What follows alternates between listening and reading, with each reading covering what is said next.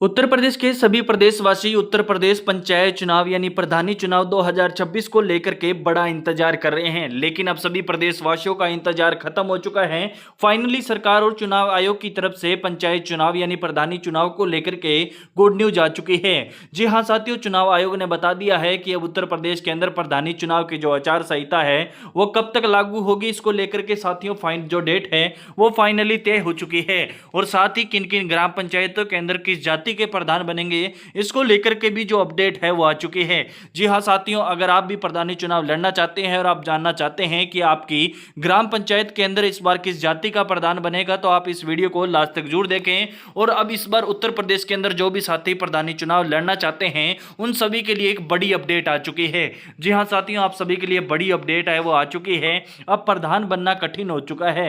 जी हां साथियों, सरकार ने नए नियम लागू करने को लेकर के एक बड़ी अपडेट दे दी है। अब जो भी साथी प्रधानी का चुनाव लड़ना चाहते हैं उन सभी के लिए बुरी खबर है कि अब उत्तर प्रदेश के अंदर प्रधान बनना बहुत कठिन हो चुका है। साथियों, अगर आप भी उत्तर प्रदेश के अंदर प्रधानी चुनाव लड़ना चाहते हैं और आपका भी सपना है कि आप प्रधानी का चुनाव लड़ करके अपने ग्राम के अंदर प्रधान बनकर अपने ग्राम का विकास करें, तो आप सभी के लिए बड़ी खबर है। आपको यह वीडियो सबसे ज्यादा देखना जरूरी है, क्योंकि आज की इस वीडियो के अंदर मैं बताने वाला हूं कि अब उत्तर प्रदेश के अंदर प्रधान बनना क्यों कठिन हो चुका है। और अगर आप प्रधान बनना चाहते हैं और अब चुनाव लड़ना चाहते हैं तो अब चुनाव आयोग के द्वारा बताई गई इन 10 योग्यताओं को आपको पूरा करना होगा, तभी आप प्रधानी का जो चुनाव है वो लड़ सकते हैं। अब ये 10 योग्यताएं कौन कौन सी हैं, आपको इन योग्यताओं को कैसे पूरा करना होगा, और साथ ही इस बार प्रधानी चुनाव के अंदर 5 नए नियम लागू हो रहे हैं। जी हाँ साथियों, इस बार प्रधानी चुनाव के अंदर जो उत्तर प्रदेश के अंदर है साथियों, वो 5 नए नियम लागू हो रहे हैं। अब जो नियमों को पूरा करेगा वो ही साथी प्रधानी का चुनाव है वो लड़ पाएगा। तब ये नए नियम है वो कौन कौन से हैं, आपको पंचायत चुनाव लड़ने के लिए कौन कौन सी आवश्यक योग्यताओं को पूरा करना होगा, तो चलिए साथियों पूरी अपडेट आज की इस वीडियो के अंदर जानते हैं। तो जो भी प्रदेशवासी हमारे इस वीडियो को देख रहे हैं वो सभी प्रदेशवासी एक बार वीडियो को लाइक जरूर कर दें। अगर आप हमारे चैनल पर पहली बार विजिट कर रहे हैं तो आप हमारे चैनल को सब्सक्राइब जरूर कर लें। और सभी साथी हमारे व्हाट्सएप ग्रुप से जुड़े। व्हाट्सएप ग्रुप का जो लिंक है वो आपको कमेंट बॉक्स के अंदर दिया गया है, उस लिंक पे जाइए और आप हमारे व्हाट्सएप ग्रुप से जुड़िए, ताकि आप सभी को उत्तर प्रदेश पंचायत चुनाव यानी प्रधानी चुनाव से जुड़ी हुई जो भी अपडेट है वो सबसे पहले मिलती रहे। तो चलिए साथियों, बिना देरी के आज की इस वीडियो अपने यहीं से शुरू करते हैं। लेकिन उससे पहले सभी साथी हमें कमेंट बॉक्स के अंदर ये चीज जरूर बताएं कि आप प्रदेश की कौन से डिस्ट्रिक्ट और कौन से गांव से हमारी इस वीडियो को देख रहे हैं। तो चलिए साथियों शुरू करते हैं आज की इस वीडियो को और जानते हैं कि उत्तर प्रदेश के अंदर जो पंचायत चुनाव है वो कब तक होंगे। देखिए साथियों, जो उत्तर प्रदेश पंचायत चुनाव को लेकर के जो कोर्ट की तरफ से जो बड़ी अपडेट है वो आ चुकी है और सरकार को ऊपर प्रेशर है वो बन चुका है, क्योंकि हाई कोर्ट ने स्पष्ट और साफ और क्लियर शब्दों के अंदर जो पंचायत चुनाव को लेकर के अपडेट दे दी है। देख सकते हैं साथियों, हिंदुस्तान के जो न्यूज चैनल है उसके द्वारा ये अपडेट है वो दी गई और इसमें बताया है कि हाई कोर्ट ने कहा है कि अधिसूचना से 6 माह के अंदर वोटिंग है वो आपको करवानी होगी। अब अधिसूचना कब आएगी, तो देखिए साथियों, आप देख सकते हैं कि यूपी पंचायत चुनाव को लेकर के हाई कोर्ट लखनऊ बेंच ने टिप्पणी करते हुए कहा है कि अधिसूचना की तिथि से 6 माह के भीतर चुनाव कराने के लिए सरकार बाध्य है। यह एक वैधानिक अनिवार्यता है। यह अवधि नवंबर के अंदर खत्म हो रही है। देखिए साथियों, सबसे पहले प्रदेश के सभी लाभार्थियों को और जो भी साथी उत्तर प्रदेश पंचायत चुनाव का इंतजार कर रहे हैं उन सभी लाभार्थियों को मेरी तरफ से नमस्कार। तो देखिए साथियों, उत्तर प्रदेश पंचायत चुनाव यानी प्रधानी चुनाव को लेकर के फाइनली गुड न्यूज आ चुकी है। जी हां दोस्तों, जो आप लोग काफी लंबे से इंतजार कर रहे थे, उत्तर प्रदेश में पंचायत चुनाव का इंतजार कर रहे जो भी साथी हैं उनके लिए बड़ी अपडेट है वो सामने आ चुकी है। सरकार और चुनाव आयोग की तरफ से पंचायत चुनाव को लेकर के तैयारियां तेज कर दी गई हैं और चुनाव की तारीखों को लेकर के जो बड़ी जानकारी है वो सामने आ रही है। तो दोस्तों, आखिर उत्तर प्रदेश के पंचायत चुनाव है वो कब तक होंगे, प्रधान पद का चुनाव है वो कौन कौन साथी लड़ सकता है, पंच पद के लिए कौन कौन साथी चुनाव लड़ सकता है, और प्रधान व पंच पद के लिए क्या क्या योग्यताएं हैं वो जरूरी होगी, पूरी अपडेट आज की इस वीडियो के अंदर जानने वाले हैं।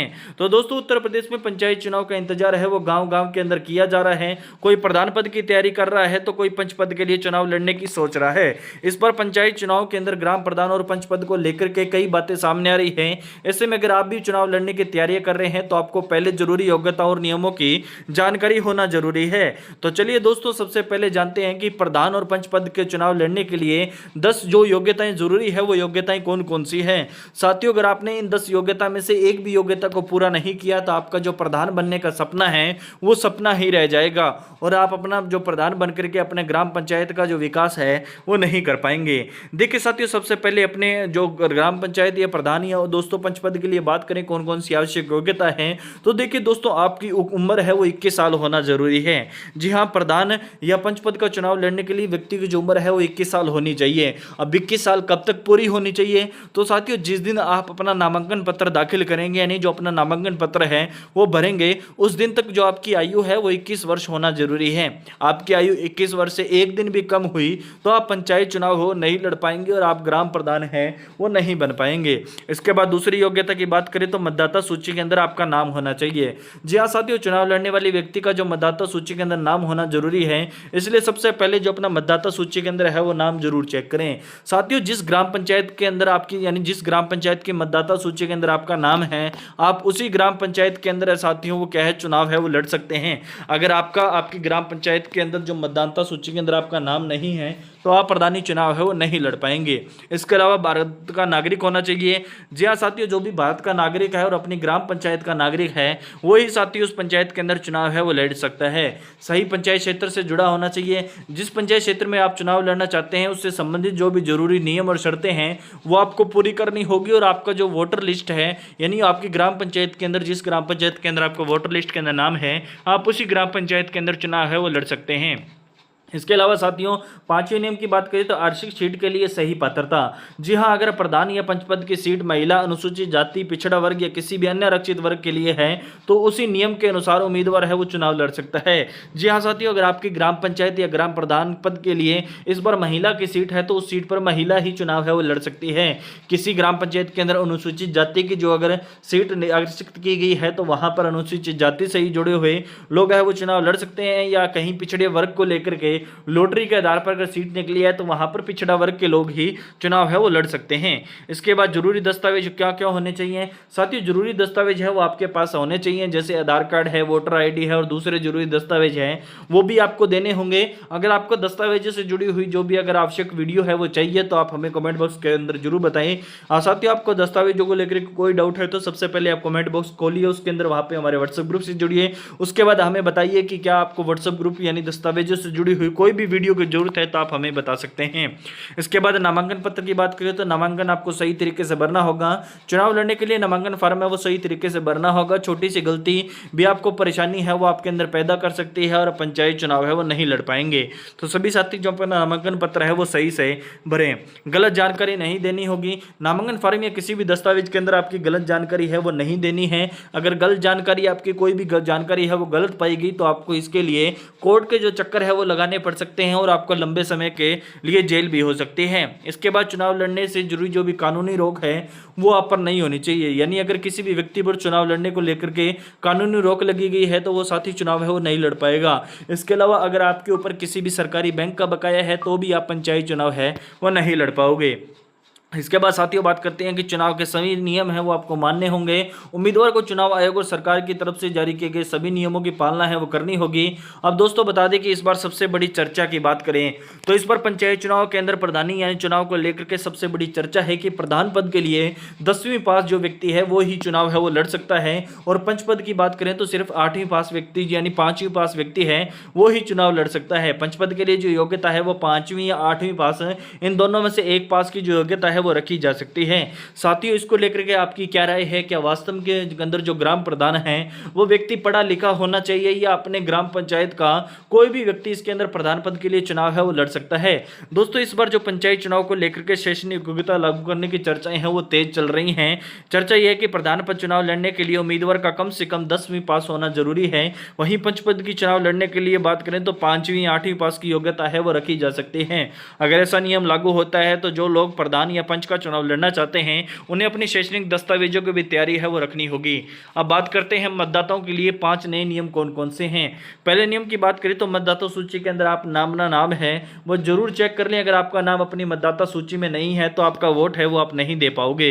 इसके बाद दूसरे नियम की बात करें तो मतदाता सूची में आपका नाम, आपका पता, बाकी जानकारी है वो सही होनी चाहिए। अगर कोई भी गलती पाई जाती है तो आपको समय से पहले है उसे ठीक करना जरूरी है। तीसरे नियम की बात करें तो एक व्यक्ति का नाम है वो एक ही जगह यानी एक ही ग्राम पंचायत के अंदर मतदाता सूची के अंदर होना चाहिए। अगर आपका जो दोस्तों क्या है नाम है यानी वोटर लिस्ट के अंदर आपका जो नाम है वो अगर एक से अधिक ग्राम पंचायत के अंदर यानी एक से अधिक जो ग्राम पंचायत की मतदाता सूची के अंदर पाया जाता है तो आप पे कार्रवाई भी सरकार की तरफ से की जा सकती है। इसके बाद चौथे नियम की बात करें तो मतदाता के दिन यानी जो मतदान का दिन है वो आपको जरूरी पहचान पत्र आपको साथ लेकर के जाना है और मतदान केंद्र पर जाकर के आपको अपने जो भी योग्य उम्मीदवार है उसको मतदान है वो करना है। इसके बाद साथियों बात करते हैं पांचवें नियम की। तो साथियों पांचवें नियम की बात करते हैं फर्जी मतदाता को रोकने के लिए इस बार जो प्रक्रिया है उसके अंदर सख्ती है वो बरती जाएगी, इसलिए हर मतदाता को सही तरीके से मतदान है वो करना होगा। अब दोस्तों बात करते हैं प्रधान और पंच पद का चुनाव लड़ने वालों के लिए 5 सरकार की तरफ से कौन कौन से नए नियम है वो लागू हो सकते हैं। पहले नए नियम की बात करें तो पढ़ाई को लेकर के योग्यता है वो सरकार निर्धारित कर सकती है। जी हाँ साथियों, सबसे बड़ी चर्चा है योग्यता को लेकर के है। प्रधान पद के लिए सरकार है वो 10वीं पास की योग्यता निर्धारित कर सकती है और पंच पद के लिए 5वीं 8वीं पास की योग्यता है वो सरकार लागू कर सकती है। दूसरे नए नियम की बात करें तो दोस्तों दस्तावेजों को लेकर के सरकार है वो जांच कर सकती है। जी हाँ साथियों, चुनाव लड़ने वाले जो भी उम्मीदवार हैं उनके दस्तावेजों की अच्छी से जांच है वो सरकार की तरफ से की जा सकती है, इसलिए जो सभी जरूरी कागजात हैं वो आप पहले से तैयार जरूर रखें। इसके बाद तीसरे नए नियम की बात करें तो सीट के आरक्षण का ध्यान है वो सरकार रखेगी। जी हाँ साथियों, प्रधान और पंच पद की जो सीट किस वर्ग के लिए आरक्षित है ये आपको देखना जरूरी है। उम्मीदवार को उसी हिसाब से जो चुनाव है वो लड़ना होगा। इसके बाद दोस्तों पंच और सरपंच पद के लिए बात करें, चौथा नया नियम कौन सा होगा तो नामांकन में आपको सही जानकारी वो भरनी होगी, यानी नामांकन फॉर्म भरते समय आपको जो सभी जानकारी हो बिल्कुल सही देनी होगी। गलत जानकारी मिलने पर नामांकन है वो आपका रद्द भी हो सकता है और सरकार की तरफ से आपके ऊपर कोई भी कार्रवाई है वो की जा सकती है। इसके बाद साथियों पांचवें नए नियम की बात करें तो चुनाव नियमों की जो पालना है वो आपको करनी होगी। चुनाव प्रचार से लेकर के जो मतदाता सरकार है वो चुनाव आयोग की तरफ से जो भी नियम लागू किए जाएंगे उनका पालन है वो करना जरूरी है। तो दोस्तों अगर आप भी उत्तर प्रदेश पंचायत चुनाव के अंदर प्रधान या पंच पद का चुनाव लड़ने की तैयारी कर रहे हैं तो अभी से अपनी जो तैयारियां हैं वो शुरू कर लीजिए और अपना नाम मतदाता सूची के अंदर चेक कर लीजिए। जरूरी दस्तावेज तैयार रखिए और अपनी जो पंचायत के अंदर सीट का आरक्षण है वो क्या है इसकी जानकारी आप जरूर रखिए। अगर आपको इसकी जानकारी नहीं है तो आप हमारे व्हाट्सएप ग्रुप से जुड़ सकते हैं। व्हाट्सएप ग्रुप का लिंक आपको कमेंट बॉक्स के अंदर दिया गया है। उस व्हाट्सएप ग्रुप के अंदर आपको उत्तर प्रदेश पंचायत चुनाव से जुड़ी हुई जो भी अपडेट है वो सबसे पहले मिल जाएगी। तो इस बार पंचायत चुनाव को लेकर के कई बड़े बदलाव है वो देखने को मिल सकते हैं और शैक्षणिक योग्यता को लेकर के भी चर्चाएं हैं वो तेज चल रही है। और बात करते हैं साथियों आपके पंचायत चुनाव कब तक होंगे। तो देखिए साथियों, जो इलाहाबाद हाई कोर्ट है उनकी जो लखनऊ बैच है उन्होंने दोस्तों पंचायत चुनाव कराने को लेकर के जो नवंबर का महीना है वो सरकार को अंतिम दिया है। जी हाँ साथियों, जिस प्रकार राजस्थान के अंदर भी नवंबर का महीना है वो अंतिम रूप से दिया गया है, यानी नवंबर तक सरकार को पंचायत चुनाव या प्रधानी चुनाव है वो करवाने होंगे। तो राजस्थान के अंदर जो इसकी प्रक्रिया है वो शुरू हो चुकी है। नगर निकाय की जो लॉटरी है, आरक्षण की जो लॉटरी है वो भी निकल चुकी है और जो पंचायत के जो आरक्षण लॉटरी है वो अगले महीने यानी 18 और 19 सितंबर को है वो निकलने वाली है। तो इसी प्रकार उत्तर प्रदेश के अंदर सरकार यानी जो हाईकोर्ट ने लास्ट नवंबर का महीना है वो दिया और नवंबर तक उत्तर प्रदेश के जो भी सभी ग्राम पंचायतें हैं उनके अंदर वोट करवाना जरूरी है, यानी उनके मतदान या वोटिंग है वो करवानी जरूरी है। इसलिए आपके नवंबर तक तो चुनाव है वो साथियों होने वाले हैं। अगर आपके चुनाव अक्टूबर नवंबर तक नहीं हुए तो इसके बाद जो आपके चुनाव है वो दिसंबर के अंदर होंगे या आपके चुनाव है वो जनवरी के अंदर होंगे। तो फाइनली तय है, बाकी साथियों नवंबर के अंदर ये चुनाव है हो सकते हैं। बाकी सरकार की तरफ से जो भी अपडेट आएगी तो वो अपडेट आपको हमारे चैनल पर मिल जाएगी। इसलिए उत्तर प्रदेश के जो भी साथी उत्तर प्रदेश प्रधानी चुनाव को लेकर के इंतजार कर रहे हैं वो सभी साथी वीडियो को लाइक करके चैनल को सब्सक्राइब जरूर कर लें ताकि आप सभी को प्रधानी चुनाव से जुड़ी हुई जो भी अपडेट है वो सबसे पहले मिलती रहे। बाकी मिलते हैं साथियों आने वाले समय में एक नए अपडेट के साथ। तब तक के लिए सभी साथी वीडियो को लाइक जरूर कर दें, चैनल पर पहली बार विजिट करें हैं तो चैनल को भी सब्सक्राइब जरूर करें और अपने ग्राम पंचायत के सभी साथियों के साथ इस वीडियो को शेयर जरूर करें। बाकी मिलते हैं साथियों आने वाले समय में उत्तर प्रदेश पंचायत चुनाव को लेकर के एक नई अपडेट के साथ। तब तक के लिए उत्तर प्रदेश के सभी साथियों को मेरी तरफ से जय जवान, जय किसान, जय हिंद, जय भारत, वंदे मातरम।